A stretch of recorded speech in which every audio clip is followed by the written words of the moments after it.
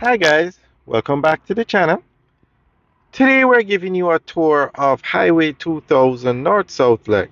This road is also known as the Jamaica North-South Highway and the official name is the Edward Seaga Highway. When it was built it was named Highway 2000, but it the name was changed to the Edward Seaga Highway recently.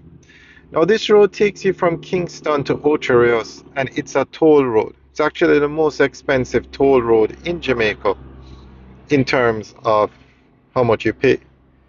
It's a four-lane dual carriageway, and it's what you call a game changer for Jamaica.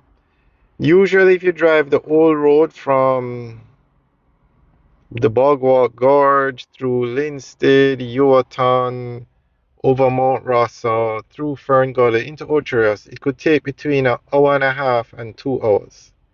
But when you're on this highway, it takes you 45 minutes. So it definitely cuts the travel time in half.